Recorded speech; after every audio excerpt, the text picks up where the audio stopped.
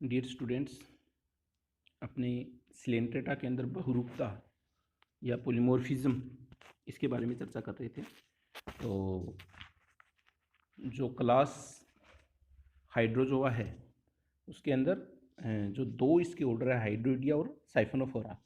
उसमें से जो पहला वीडियो है अपना, उसमें हाइड्रोइडिया जो ऑर्डर है उसके बारे में चर्चा की। फिर इसके बाद में जो दूसरा इसका ऑर्डर है वो है साइफोनोफोरा। तो साइफोनोफोरा के बारे में अपने जो पोलीमॉर्फिज्म है उसके बारे में चर्चा करेंगे आज इस वीडियो में। तो जो ऑर्डर साइफोनोफोरा है, इनके सदस्यों के अंदर उच्चतम श्रेणी की और जटिल प्रकार की जो पोलीमॉर्फिज्म होती है वो इनके अंदर पाई जाती है। इसकी कॉलोनी के अंदर पोलिपोइड और मेडुसोइड दोनों रूप एक साथ पाए जाते हैं। यानी जो इसकी दोनों जो फॉर्म है, पोलिप और मेडुसा, दोनों रूप इन जंतुओं के अंदर, जो साइफोनोफोरा संघ के जंतु है, इनके अंदर पाई जाती है। इस जो कॉलोनी या जो कॉलोनी है उसके अंदर पोलिपोइड जोइड्स और मेडुसोइड जोइड्स भी अलग अलग रूपों में पाए जाते हैं।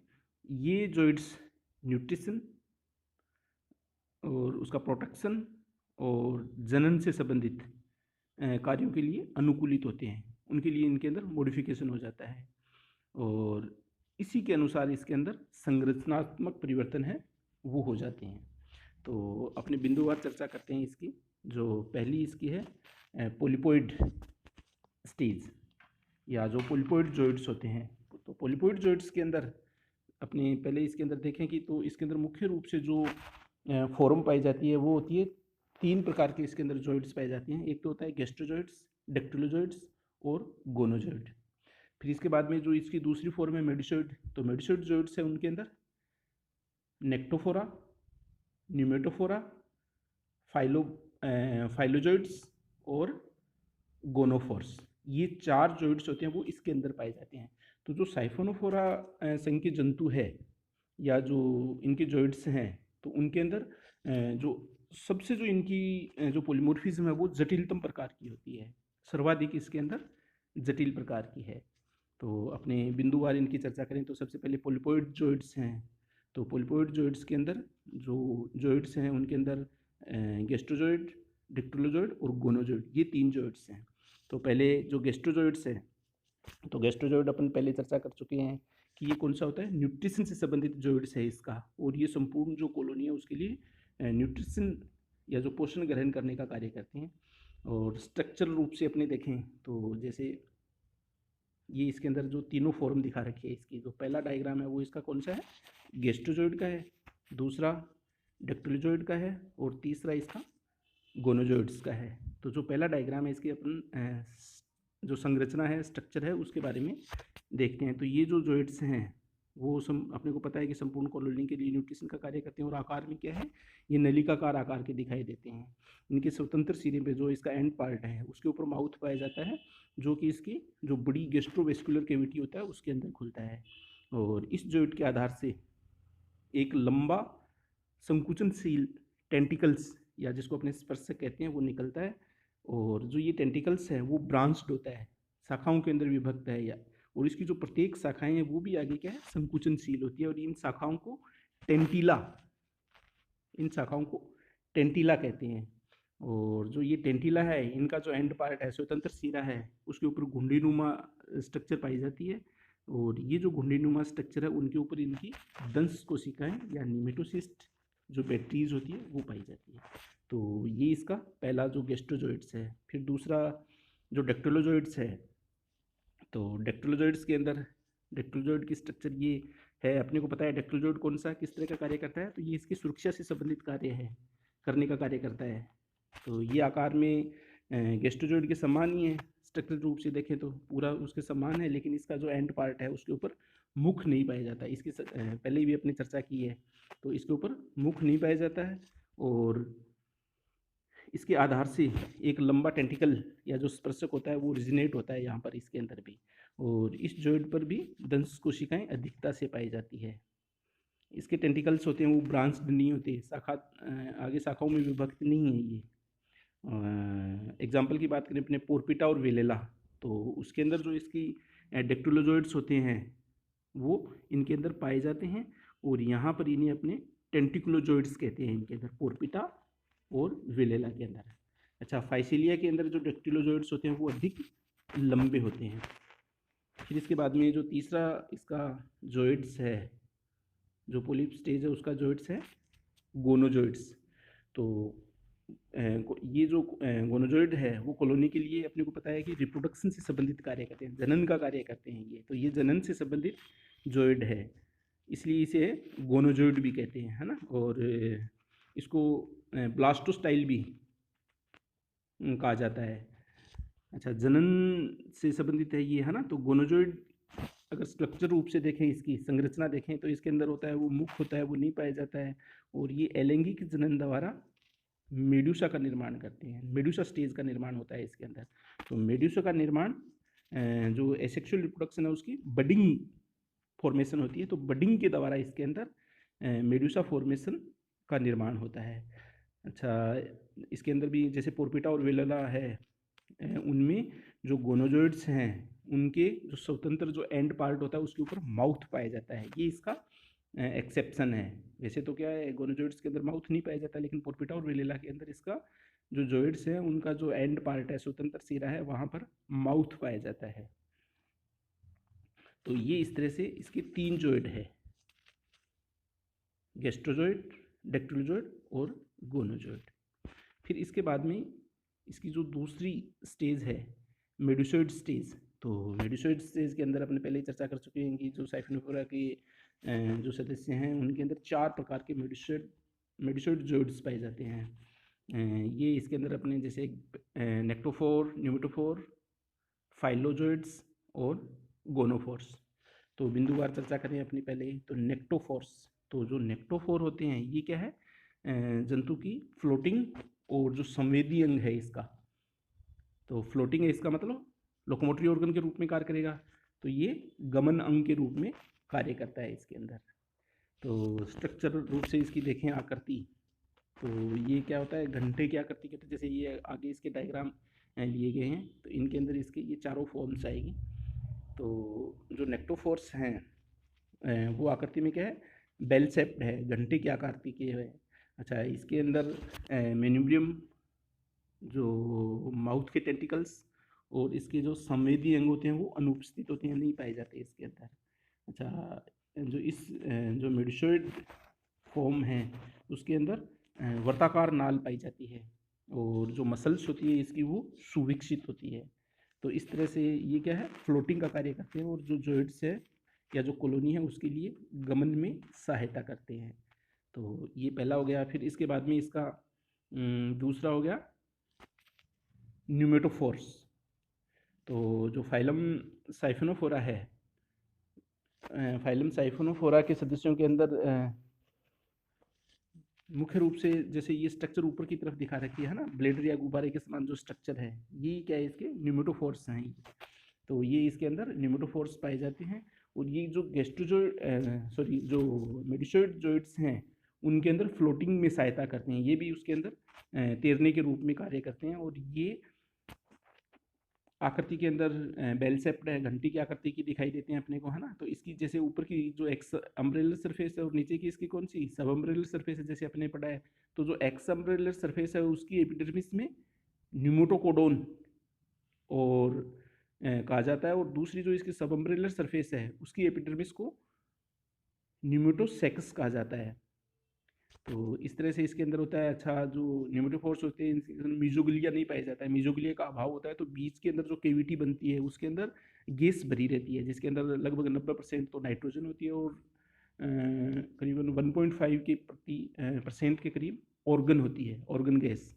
तो इसके कारण ये क्या है, फ्लोट करते रहते हैं, पानी के अंदर तैरते रहते हैं। तो ये इसके न्यूमेटोफोर्स हैं। जैसे ये पहला इसका डायग्राम है, ऊपर का ये दिखा रखा है, चैम्बर बना हुआ है, उसके अंदर गैस है, उसकी सहायता से फ्लोट कर रहे हैं वेलेला के अंदर। फिर नीचे इसके फाइसीलिया का है, तो ये गैस चैम्बर है इसका, है ना। तो इसमें गैस भरी हुई है और ये फ्लोट करने का कार्य करते हैं। तो इस तरह से ये इसकी जो दूसरा जॉइड्स है न्यूमेटोफोर। फिर इसके अंदर तीसरा जो जॉइड्स है वो है इसका फाइलोजॉइड्स, या जिसको ब्रैक्ट कहते हैं। तो ये है, ये भी जॉइड है वो क्या है, इसकी उत्पत्ति है वो मेडुसा से होती है, कि मेडुसोइड फॉर्म है ये, और ये आकार में क्या होते हैं, पत्ती के समान होते हैं। जैसे इस डायग्राम में नीचे दिखा रखे हैं इनके। अच्छा, ये आकृति के अंदर क्या होते हैं, पत्ती की आकृति के दिखाई देते हैं, और इनमें सरल और जो इसकी ब्रांच गेस्ट्रोवेस्कुलर केविटी पाई जाती है इसके अंदर। तो अंदर की केविटी होती है वो आकार में बड़ी होती है और ब्रांच्ड होती है, और इसकी एपिडर्मिस में अनेक प्रकार की जो सेल्स हैं उनके अंदर मुख्य रूप से कौन सी है, निमेटोसिस्ट या दंश कोशिकाएं होती है वो पाई जाती है, जो कि सुरक्षा से संबंधित कार्य करती है। तो फाइलोजोइड्स है वो क्या है, इसका सुरक्षा से संबंधित ऑर्गन है। फिर चौथा इसका गोनोफोर्स। तो गोनोफोर्स नाम से ही जैसे है कि ये कौन सा है, इसका जनन से संबंधित है, तो ये इसकी कौन सी होगी, जननीय मेडुसा अवस्था है।